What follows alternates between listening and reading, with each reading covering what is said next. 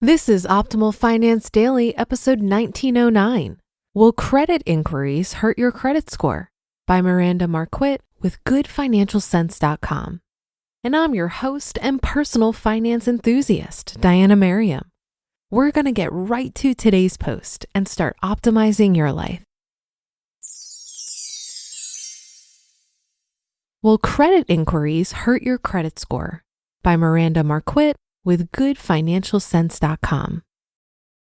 Your credit score is more important than ever. You can't get a loan, rent an apartment, or buy a car without your credit score coming into play. There are several factors that go into deciding what your credit score is. Everything from your credit history to if you make payments on time. One factor which is included on your credit score is credit inquiries. It's a simple factor, but it could be the difference in getting a lower interest rate.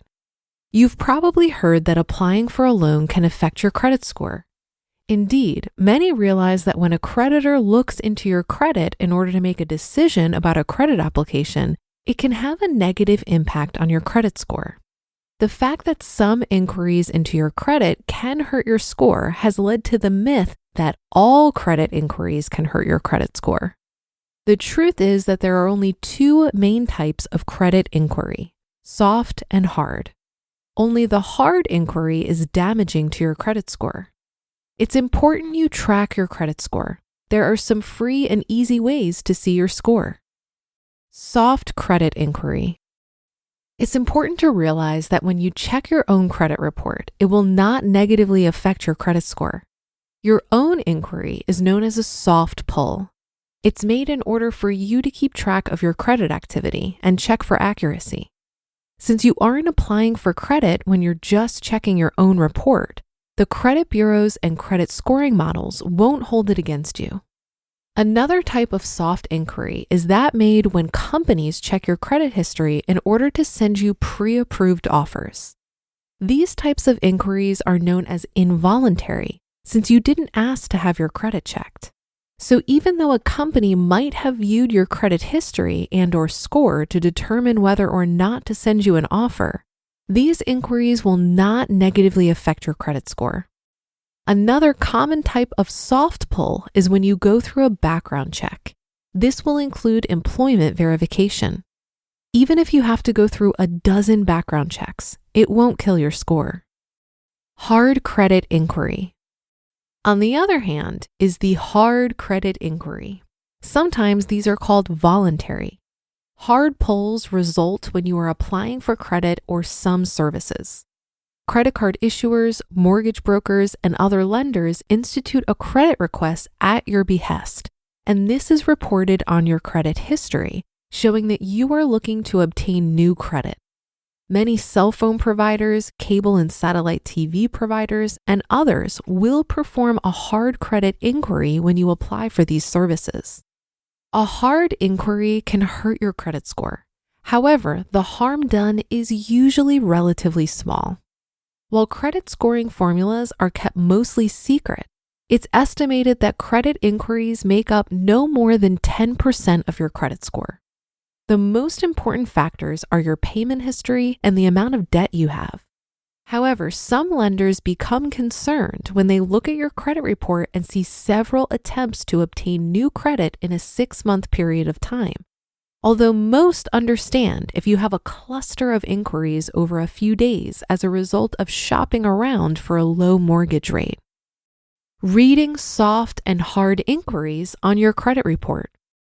The credit bureaus don't label credit inquiries as hard or soft on your credit report. Different language is used. According to Experian, requests viewed by others represents a hard pull. Creditors can see these when evaluating you for credit worthiness. Requests viewed only by you represents the soft inquiry. These are credit inquiries that are available for your information, so you can see which companies are checking your credit without your request, but aren't visible to creditors evaluating your credit application. According to TransUnion, regular inquiries are those that are equivalent to hard inquiries. They will remain on your TransUnion report for 2 years. Account review inquiries are the soft pulls made by you or by companies interested in sending you marketing materials.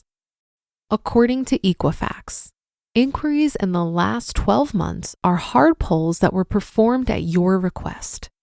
Inquiries that do not display to companies and do not impact your credit score offers a pretty straightforward explanation of a soft pull. Equifax also has one more designation unique to the credit bureau: companies that requested your credit file. This is a list of companies that asked for your file so you can see who's interested in you. This information is also available to creditors looking to evaluate you, although its impact on your credit score is unknown. For the most part, if you're responsible with your money and credit decisions, make payments on time, and avoid applying for a great deal of debt, credit inquiries are unlikely to have a large impact on your credit score. Should you avoid hard pulls? After hearing about the dangers of hard inquiries, some consumers are nervous about having their credit score pulled. There are a couple of ways you can minimize the damage as much as possible. Let's say you're shopping around for the best rates on a mortgage loan. Each mortgage loan company might pull your credit.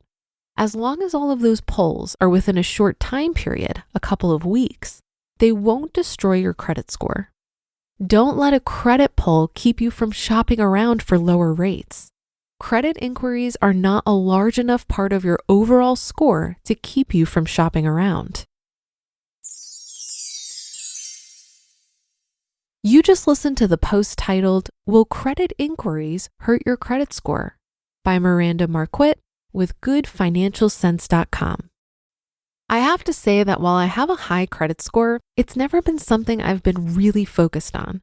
I see it as the natural result of good financial habits that benefited me when I bought my house a couple of years ago.